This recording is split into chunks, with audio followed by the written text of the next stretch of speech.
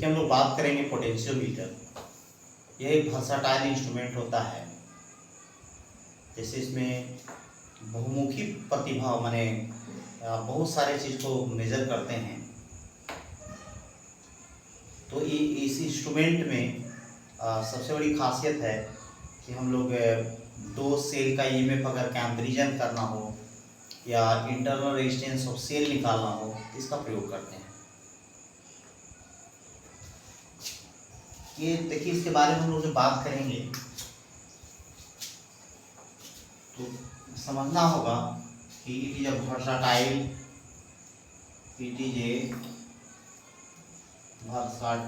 Instrument होता है। ये क्या होता है? वर्सटाइल इंस्ट्रूमेंट है। और देखिए यहाँ पर होता क्या है कि बिना करंट भेजे सेल में हम लोग उसका ईएमएफ मेजर कर लेते हैं। जैसे सबसे पहले एक एग्जांपल हम समझना चाहते हैं। देखिए यहाँ पर मान लिया जाए कि अगर सेल है, देखिए यहाँ पर ये आपका कह सकते हैं इसको ड्राइविंग बैटरी कहिए, सेल नहीं, बैटरी ज़्यादा अच्छा रहेगा। रिसोर्स है ये हम लोग का ऑक्सिलरी सर्किट हम लोग पहले बना रहे हैं। देखिए यहाँ पर इसमें रेजिस्टेंस लगा दें और ये आपका देखिए वायर हम लगाते हैं। फिर हम लोग पोटेंशियोमीटर का जो डिजाइन होता है एक्चुअल में प्रैक्टिकली वो ऐसा देखेंगे हम लोग। मान लिया जाए कि यहाँ पर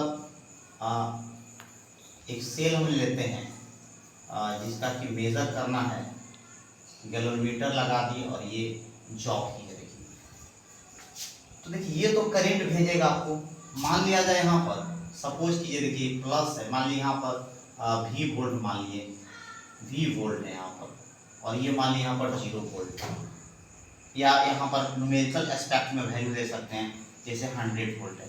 होता क्या है, देखिए इसमें पोटेंशियल ड्रॉप करता है। जैसे भी आप जाइएगा, जैसे 90 हुआ, 80 हुआ, 70 हुआ, 60 हुआ, 50 हुआ, इस तरह।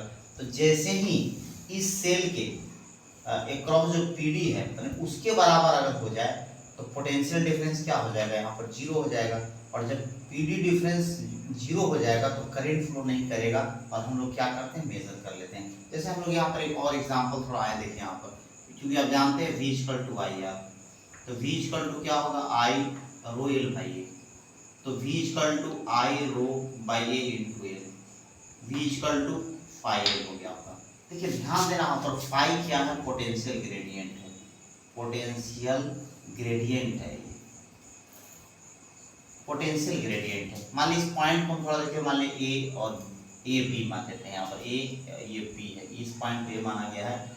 अगर मान लीजिए कि इसका लेंथ पूरे का एल है, आप यहाँ पर एक मार्क कीजिए यहाँ पर कि अगर हम लोग वी ए बी निकालना चाहते हैं, पोटेंशियल ड्रॉप है, तो कितना होगा। तो देखिए ध्यान देना है कि जब जॉकी को हम लोग ऐसा जगह सेट करते हैं, ऐसा जगह सेट करेंगे कि इसमें करंट 0 बता दे, तो इसके क्रॉस अगर हम लोग बात करें, यहाँ पर ध्यान से देखिए XY अगर हम पॉइंट लेते हैं, तो इसको अगर इंटरनल रेजिस्टेंस में हम शामिल कर लें यहाँ पर ये Y, तो क्या होगा, V = E - IR होता है। तो देखिए करंट तो है ही नहीं है, देखिए यहाँ पर। तो आप समझ सकते हैं कि ये यहाँ का PD, यहाँ का PD, यहाँ का PD और यहाँ का देखिए, यहाँ पर PD नहीं, पोटेंशियल डायरेक्ट है यहाँ का। देखिए इस पॉइंट का पोटेंशियल आप इस वायर के क्रॉस या इसके क्रॉस जो है सेम हो गया, तो I का मान 0 हो जा रहा है, क्योंकि जब तक पोटेंशियल डिफरेंस नहीं होगा तो करंट फ्लो नहीं करेगा। तो अगर हम मान लीजिए कि यहाँ A और B का निकालना चाहते हैं, देखिए फाई क्या हो गया आपका, V/L हो गया। तो देखिए यहाँ पर अगर पूरे में V है तो V और लेंथ L है, तो यहाँ पर पोटेंशियल ग्रेडियंट ये हो गया आपका।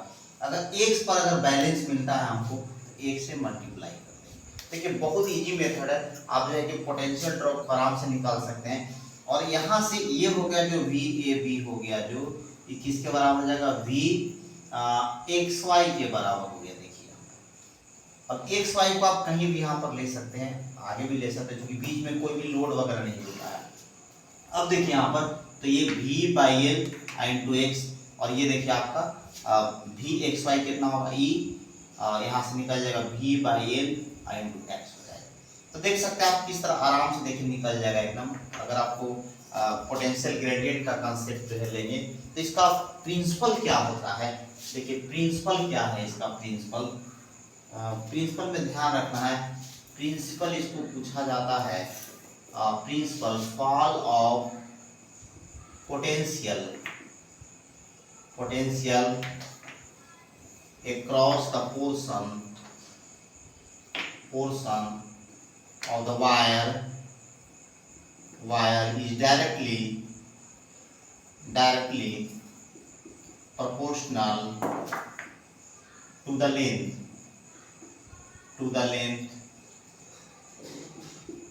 of the portion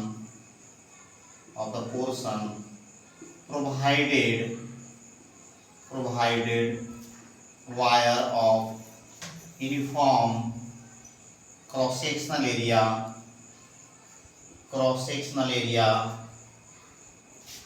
and a constant current flowing through it।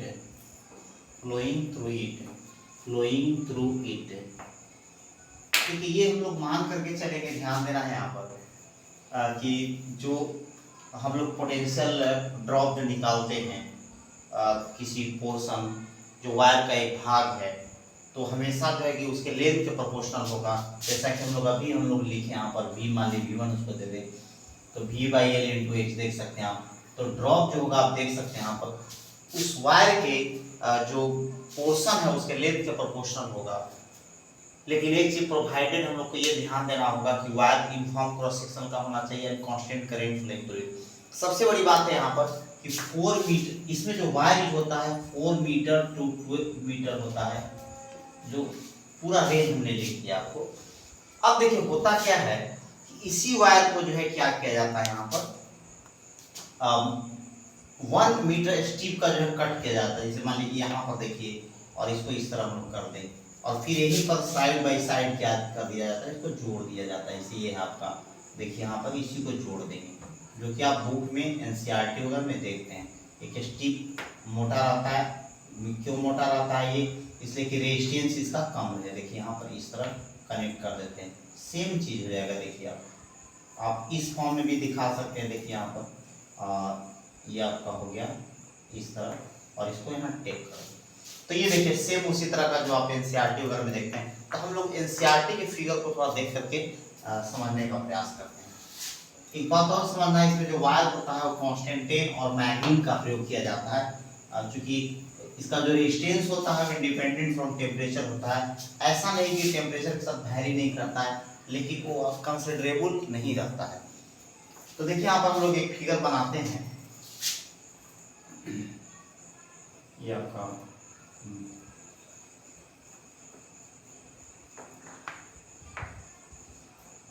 Point A ले लें हम लोग। इसी सेल का देखिए ईएमएफ हम लोग को बताना है। ये 1 हो गया, 2 हो गया, और इधर जो है कि 3 है।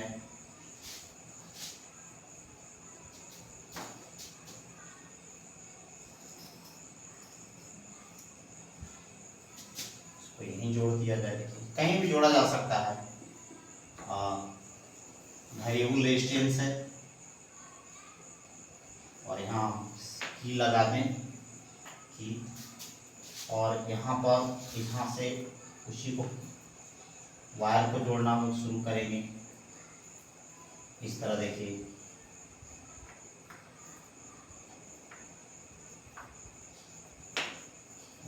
इस तरह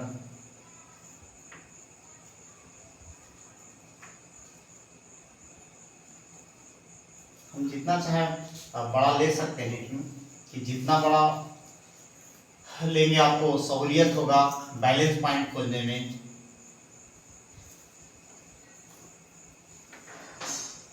और यहाँ पर इसको कनेक्ट कर दिया जाए। ये देखिए तो हर एक 1 मीटर का होता है, देखिए यहाँ पर ध्यान से। और गैल्वेनोमीटर है ये, और मान लिया जाए कि बैलेंस पॉइंट हमको यहाँ मिला N1 पर। तो देखिए ध्यान से देखना है आपको कि अगर मान लिया कि 1-3 को कनेक्ट करते हैं 1-3 को, तो यहाँ पर एक क्लोज सर्किट हो जाएगा KVL KVL इन लूप क्या हो जाएगा आपका A(n1), देखिए A(n1) G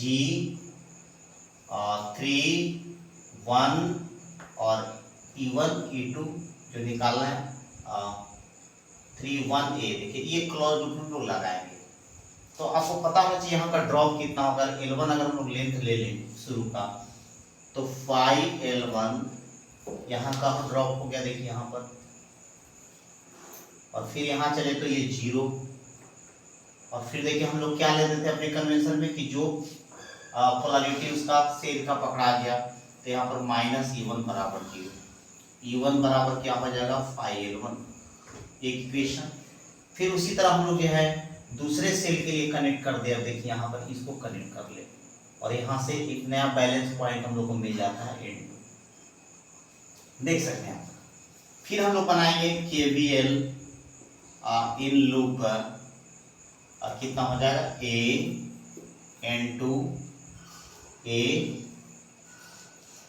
N2 पर मिला है G32A, N2 G32A। इसमें फिर उसी तरह 5L2 + 0, जो गैल्वेमीटर के क्रॉस ले रहे हैं हम लोग, वहाँ पर क्योंकि कोई रेजिस्टेंस हम लोग फॉलो नहीं कर रहे हैं, वहाँ -E2 बराबर 0, ये आपका हो जाएगा E2 बराबर 5L2, ये दूसरा हो गया। देखिए अब यहाँ पर 1/2 करके डिवाइड कर लेंगे यहाँ पर, तो E1/E2 L1/L2, अर्थात अगर बैलेंस पॉइंट अगर आपका दिया हुआ है, अगर मान लिया जाए सपोज कीजिए कि E1 दिया हो 2 वोल्ट और E2 आपको निकालना है, अगर L1 जो है 66.6 सेंटीमीटर पर बैलेंस मिलता हो, छोटा भी लिया जा सकता है, और अगर मान लीजिए L2 मिलता है 85.3 सेंटीमीटर, देखिए हम लोग आराम से निकाल सकते हैं इस पर करके, ऐसा डाटा आपको मिलेगा। बहुत ईजी होता है। देखिए यहाँ ध्यान देना है, जब भी प्रश्न आपके क्वेश्चन में मिलेगा, तो ये जो है ना आपको समझना होगा कि बैटरी वाला कोई भी पार्टिसिपेट नहीं करेगा, केवल करंट निकालने के थ्रू। करंट जब निकाल लेंगे हम लोग, तो उसके बाद इसका कोई भी काम नहीं रह जाएगा, ये ध्यान देना है। ये ऑक्सिलरी सर्किट हमेशा जो है फिक्स रहता है वुडन बॉक्स पर, वुडन प्लेट पर, ये समझना हो लैबोरेटरी में। तो आप इसके बारे में चिंतित नहीं होना है। देखिए ऑपरेशन में देखिए यहाँ पर इसका बैटरी का कोई भी कंसेप्ट नहीं है, ये सेल हम लोग कर रहे हैं, ये बैटरी कर रहे हैं, ये सोर्स है हमारा, तो ये आपका पार्टिसिपेट नहीं करेगा, ये ध्यान देना है। तो ये क्वेश्चन बनाते समय बहुत ज़्यादा ये प्रॉब्लम बच्चों को होता है। अब देखिए यहाँ पर internal resistance of the cell कैसे निकालते हैं हम लोग, उसको ध्यान से देखिए। Internal resistance of the cell, तो यहाँ पर देखें थोड़ा सा, इसको एक और फिगर तुम लोग को लेना होगा। यहाँ पर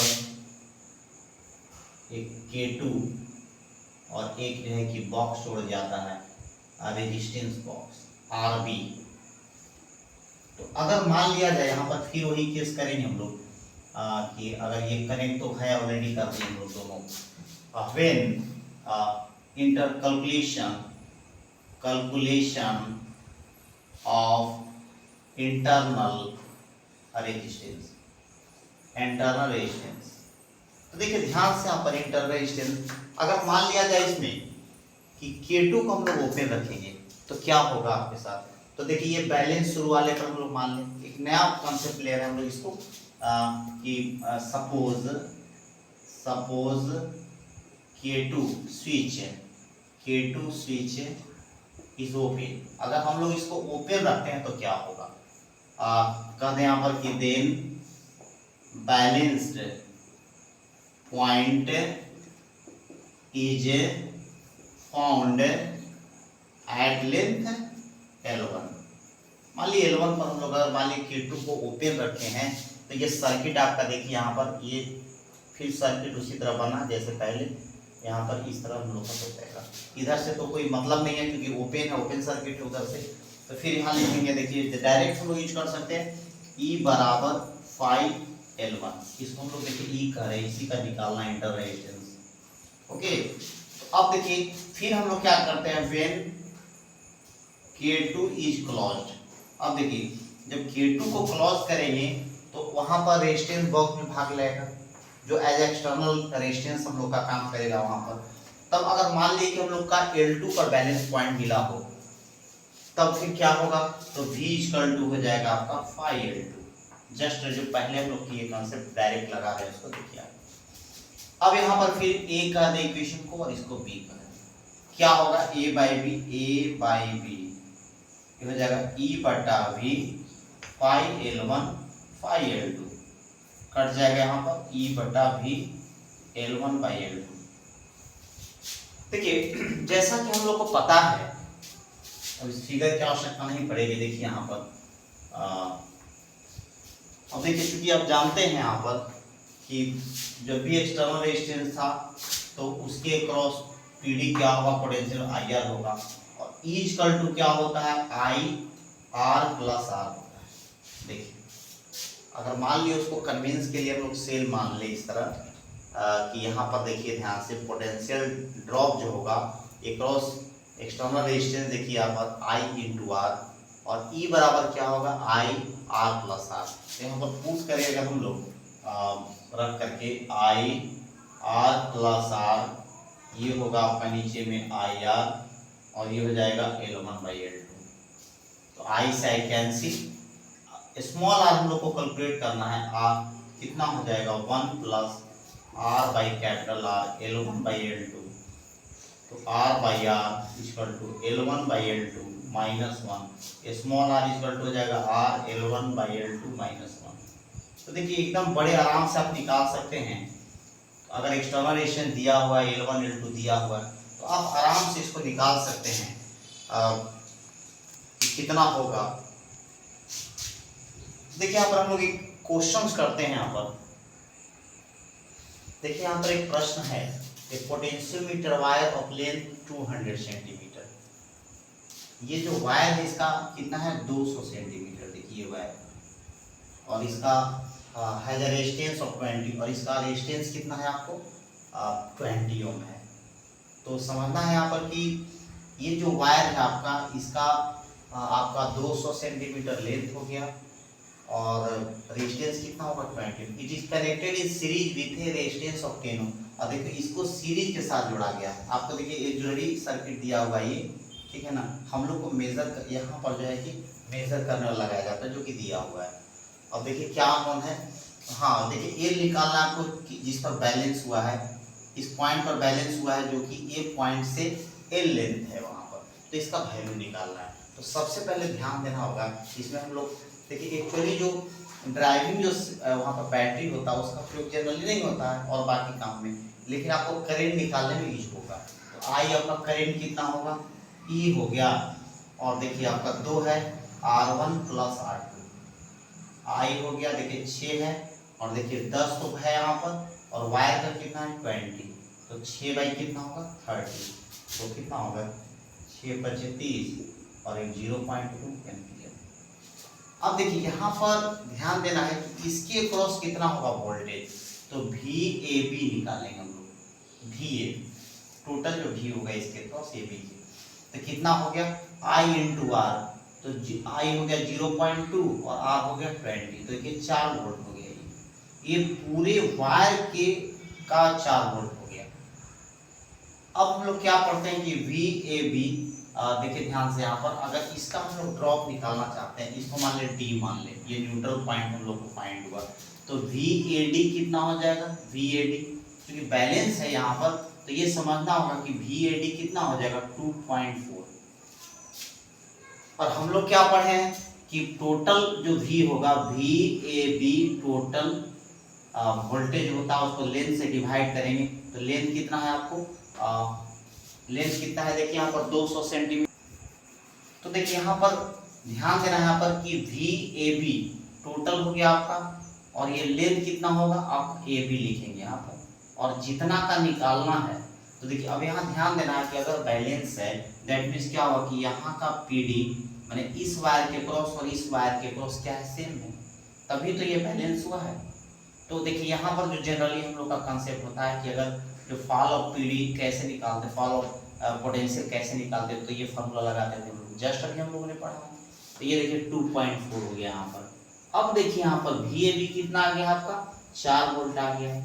लेंथ कितना है 200 सेंटीमीटर है और ये आपका एल निकालना है, तो ये हो गया 2.4 इधर दिया हुआ है आपका केडी के अक्रॉस है ना, क्योंकि बैलेंस है यहाँ पर, तो यहाँ का जो पीडी होगा वो सेल का पीडी हो, सेल का जो है ईएमएफ होगा, तो जस्ट उसके बराबर हमको वैल्यू मिल जाता है। अब देखिए 4 6 24 0.6 हो गया यहाँ पर, और यहाँ पर एल बराबर होगा 0.6 इंटू 200, कितना होगा एल इक्वल टू पॉइंट से खत्म 6 दूनी 12 120 सेंटीमीटर। तो देख सकते हैं यहाँ पर आपका ऑप्शन नंबर 2 सही है 120 सेंटीमीटर। यानी कभी भी आपको ध्यान देना होगा कि जस्ट ये वाला फॉर्मूला लगा देंगे v इक्वल टू फाइल वाला, बस यही करना है। तो यहाँ पर आप देख सकते हैं कि ऑलरेडी दिया हुआ है 2.4 मिल गया हमको, जो कि E के बराबर हो जाएगा यहाँ पर E, तो फाइल हो गया क्योंकि बैलेंस है यहाँ पर, तो E का हो गया 2.4। और फिर क्या करेंगे हम लोग, v कितना आ गया है तो 4, दूसरा तरीका से हम लोग समझ रहे बार बार, और ये 200 I/2 क्या होगा यहाँ पर L होगा, जो कि हम लोग को निकल जाएगा। मैंने आप फास्ट में भी कर सकते हैं, आराम से कर सकते हैं। तो देखिए पोटेंशियोमीटर ध्यान देना है एकदम कि बहुत अच्छा इंस्ट्रूमेंट है, जो कि फॉल ऑफ पोटेंशियल का प्रयोग करके हम लोग जो है कि वायर के किसी पोर्शन के बीच में हम लोग पोटेंशियल डिफरेंस ज्ञात कर सकते हैं, और उसके नीचे जो सेल है उसमें बिना करंट भेजे हुए हम लोग उसका ईएमएफ निकाल सकते हैं। ये बहुत इंपॉर्टेंट और बहुत अच्छा इंस्ट्रूमेंट होता है। ये समझिए कि एक इनफाइनाइट रेजिस्टेंस वाला एक वोल्ट मीटर होता है, जो कि इसमें फायदा क्या है कि बिना करंट लिए हुए आपका ईएमएफ को बता देता है। ये इसका मुख्य खासियत है।